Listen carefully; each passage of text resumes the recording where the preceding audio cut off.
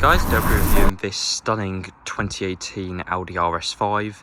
This is a 2.9 litre, the twin turbo Quattro Tiptronic Coupe.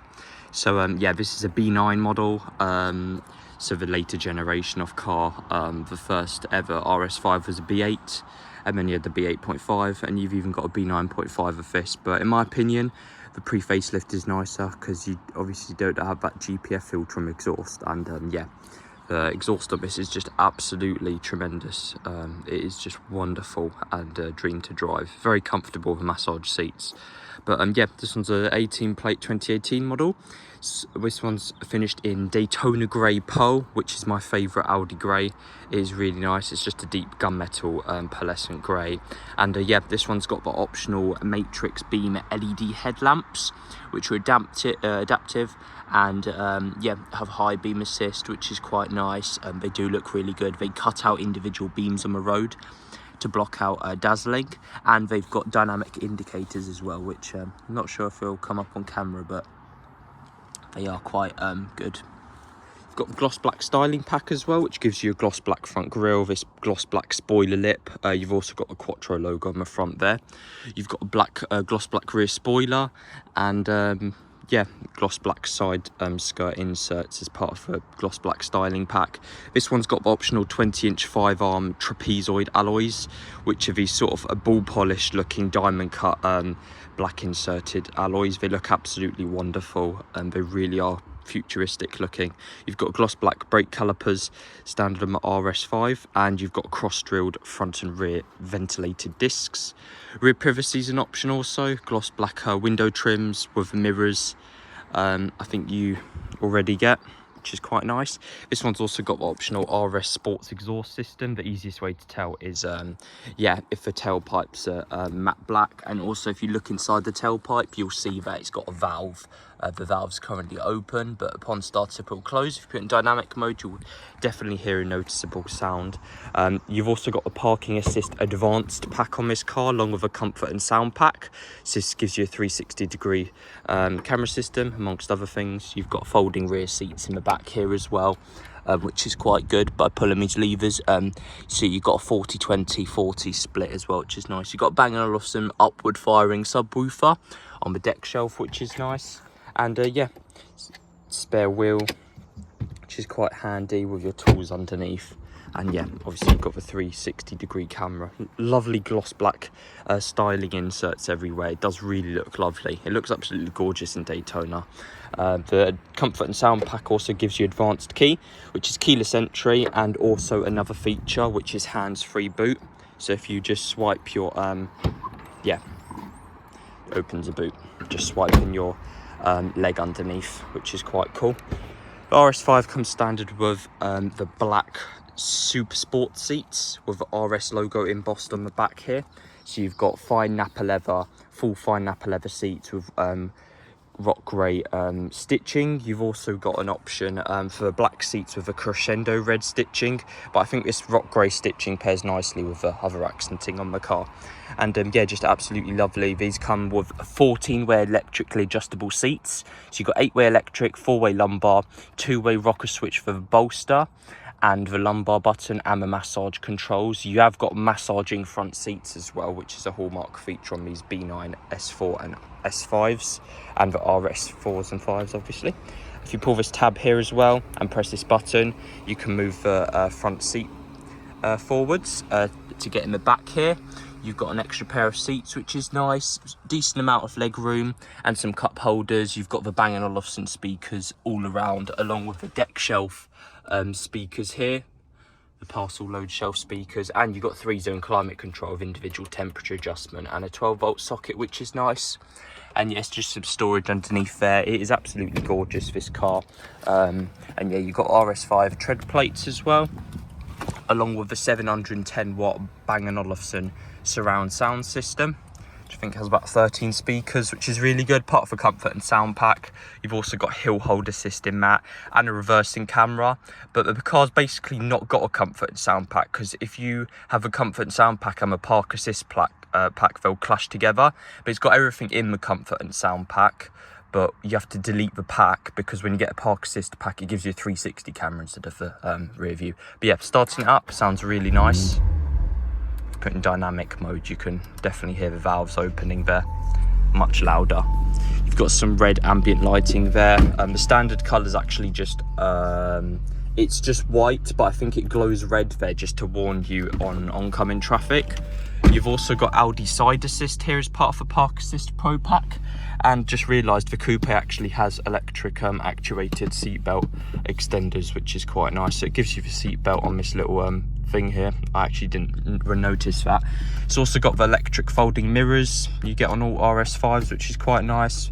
Your window switches, this one's got the aluminium race inlay trim, which is slightly better than the standard aluminium. I think this looks nicer than the carbon, to be honest. It's sort of like glass fibre. It's like yeah, it's like sporty.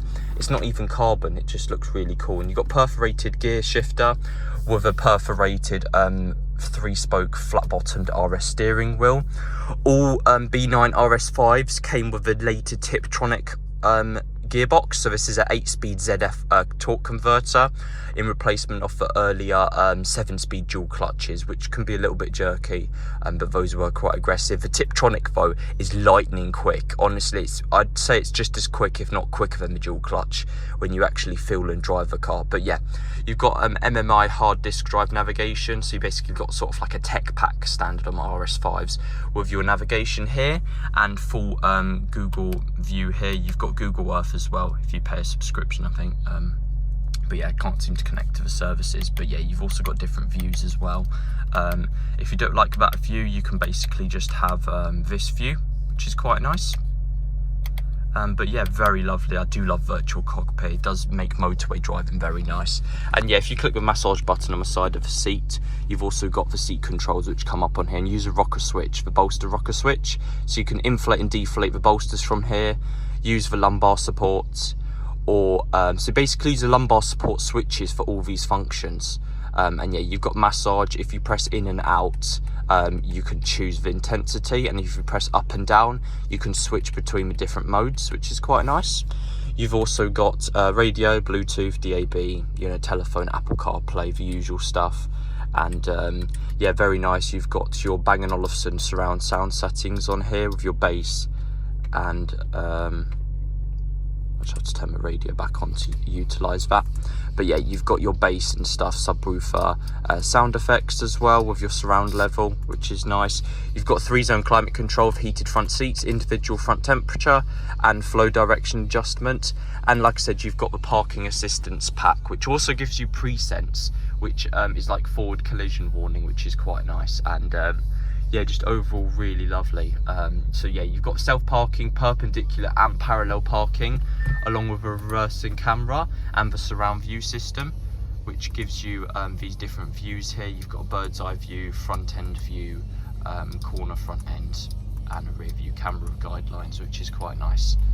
Yeah, nevertheless, very lovely. Cruise control, you've got 12-volt socket, USB type 2, another USB type 2, auxiliary, and you've got Alcantara cladding on the door panel here, along with the 2 Bang & Olufsen speakers with tweeters and speakers going along the A-pillar, which is quite nice.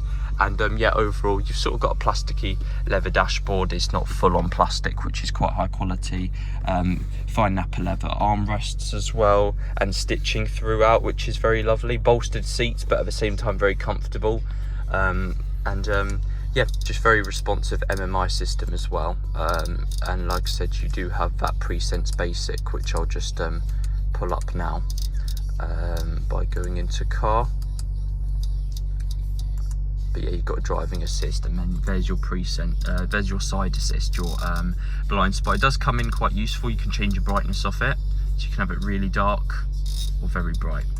And yeah, nevertheless, very nice. You've got your navigation, last route guidance spoken button there, and yeah, Bang & Olufsen is definitely a must. Comfort and sound, parking assist. I wouldn't buy one without a sports exhaust, and GPF would be putting me off a little bit, but seeing as this car has the exhaust and not the GPF, it is very desirable. Definitely for one to have.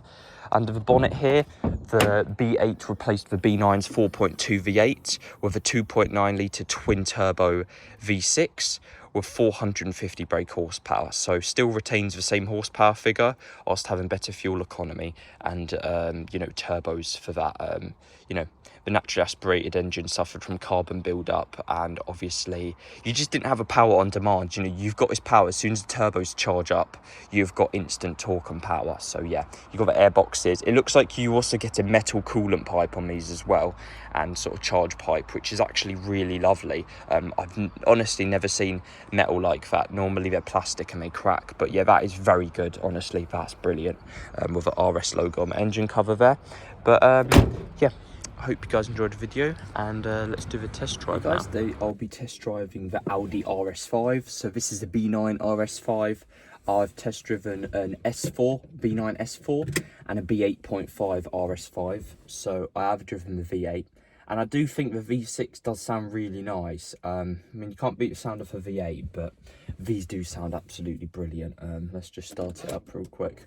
Just put in dynamic mode, open the valves. It's just a brilliant car, honestly. It's lovely to drive. I was really surprised. I thought the V6 wouldn't be as nice, but yeah, this one's just been serviced for oils full and everything, which is good. But yeah, let's just make sure the valves are open, and then yeah, do get a few cracks and pops there, but yeah, it's very nice, obviously. It is honestly a brilliant car. The interior is obviously a lot nicer with virtual cockpit and stuff. So, and you've got massage seats. If you just see on the setting there, you've got the wave and kneading. And then yeah, if you just put the gearbox to the side, that engages a manual mode. So yeah, just overall, really, let's just put my seat up a bit. It is really nice to drive with the massage seats. It's a very comfortable cruiser, and I do prefer the Tiptronic over the S-Tronic dual clutch. Oh, it does sound really good. You do get loads of pops, as you hear at the start of the video. It does sound similar to the S4 basically. The RS5's 2.9 is a downboard version of the 3 litre S4, so the reason the displacement is a point less is because the crank, the stroke has been reduced off the crankshaft, so yeah, for a more sportier feel. But they both utilise forged parts and metal pipes, which is nice, aluminium, which is very good. But yeah, overall just a brilliant car. It is a very naughty little thing when you get going. It does really sound the part. Let's just give it a bit of a traffic lights now. You get loads of burbles and pops there. But yeah, it is just absolutely wonderful. It does really put a smile on your face. I definitely think they've done a really good job with the B9. It is definitely it's definitely not nice looking than the B8 for sure, but the B8's also very timeless, and the virtual cockpit is unbeatable on these Audis. I think this is the best. People say it's the best system you can get, basically. You know.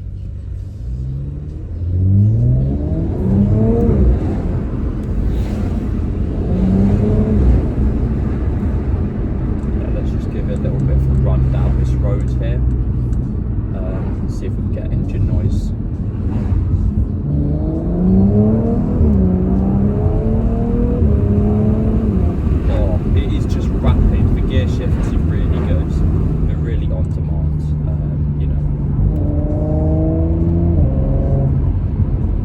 Basically sounds like an R35. It just sounds like a Nissan GTR. It's like, you know, it's proper cool, honestly. It's unbeatable for V6. It's definitely one of the best sounding V6s I've heard.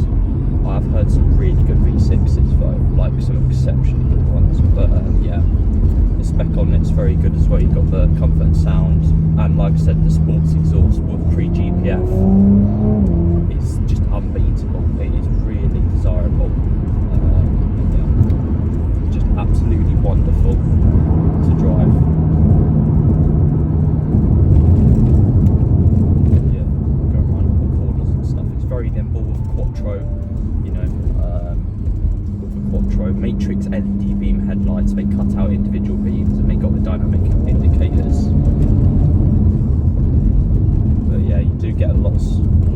6-speed cracks and pops.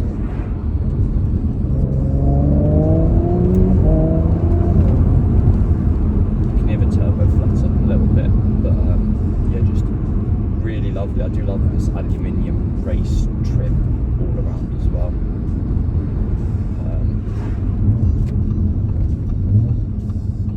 Yeah, it does feel less jerky, but definitely a much nicer improvement over the DCTs in the earlier cars.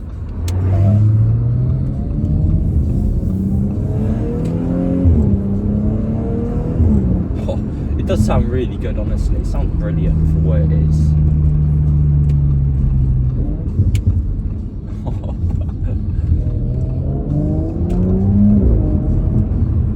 It does really sound wonderful. Sounds gorgeous. And, they've definitely done a brilliant job with this car.